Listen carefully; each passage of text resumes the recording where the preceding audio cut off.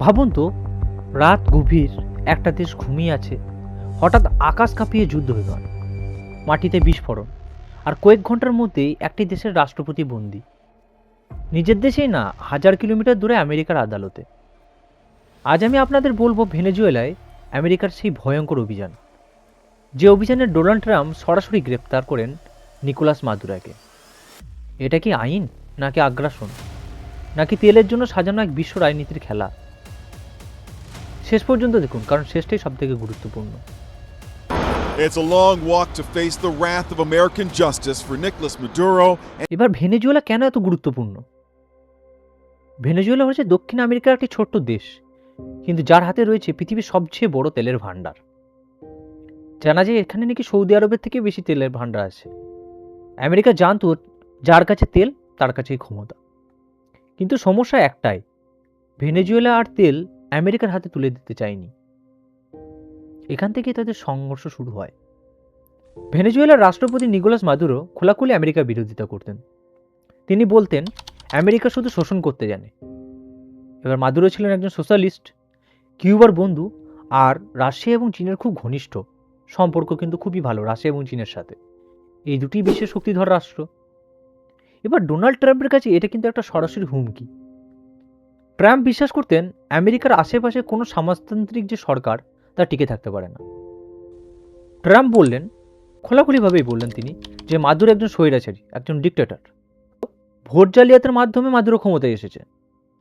2019 সালে ট্রাম্প আরও এক ধাপে গেলেন। তিনি ভেনেজুয়েলার আরেকজন নেতাকে আসল রাষ্ট্রপতি বলে ঘোষণা করলেন। এবার ভেনেজুয়েলা পাল্টা বলল, এটা আমাদের দেশ, আমাদের সিদ্ধান্ত, আমরা যা ভাববো আমাদের দেশের উন্নতির জন্য, অন্য কাউকে ভাবার কোনো দরকার নেই। এই অপমান ট্রাম্প মেনে নিতে পারেননি। ডোনাল্ড ট্রাম্প বহু বছর ধরেই বলেছিলেন মাদুরো একজন নার্কো টেররিস্ট, এমনকি মাদুরোর মাথার দামও তিনি ঘোষণা করেছিলেন। এবার চলে আসছে 3 জানুয়ারি 2026-এর ঘটনা। রাত প্রায় 2টো। হঠাৎ ভেনেজুয়েলার আকাশে দেখা যায় যুদ্ধ বিমান, ড্রোন আর স্পেশাল ফোর্সেস। এই অভিযানের নাম দেওয়া হয় অপারেশন অ্যাবসোলুট রিজলভ। মাত্র কয়েক ঘন্টার অভিযানের মধ্যেই সামরিক ঘাঁটিকে অচল করে দেওয়া হয়, রাডার সিস্টেমকে ধ্বংস করে দেওয়া হয়, আর প্রেসিডেন্ট প্লেসকে ঘিরে ফেলা হয়। এবং তারপরেই নিকোলাস মাদুরো ও তার স্ত্রী সিলিয়া ফ্লোরেসকে গ্রেপ্তার করে নেওয়া হয়। কোনো ভেনেজুয়েলান আদালতে নয়, কোনো আন্তর্জাতিক ট্রাইব্যুনালে নয়, সরাসরি আমেরিকার হেফাজতে। মাদুরোকে নিয়ে যাওয়া হয় নিউ ইয়র্কের ফেডারেল কোর্টে। তার অভিযোগ কি? ড্রাগ পাচার, নার্কো টেররিজম এবং আমেরিকার বিরুদ্ধে ষড়যন্ত্র। কোর্টে দাঁড়িয়ে মাদুরো বলেন, আমাকে অপহরণ করা হয়েছে, আমি কিডন্যাপ হয়েছি, আমি এখনও ভেনেজুয়েলার বৈধ প্রেসিডেন্ট। কিন্তু আমেরিকার উত্তর তো পরিষ্কার, এটা যুদ্ধ নয়, তারা নাকি আইন প্রয়োগ করেছে। এই ঘটনার পরই বিশ্ব দুভাগে ভাগ হয়ে যায়। এক পক্ষ বলছে এটা আন্তর্জাতিক আইন ভঙ্গ, একটি সার্বভৌম দেশের উপর এটা আগ্রাসন নীতি প্রয়োগ করা হয়েছে। আর অন্য পক্ষ বলছে যে ড্রাগ মাফিয়াদের বিরুদ্ধে এরকম হয় ঠিক। রাশিয়া, চীন, কিউবা কিন্তু কঠোরভাবে নিন্দা করছে আমেরিকার। এমনকি জাতিসংঘ প্রশ্ন ওঠে, আজ ভেনেজুয়েলার উপর এই ধরনের অত্যাচার আগামী দিনে কে?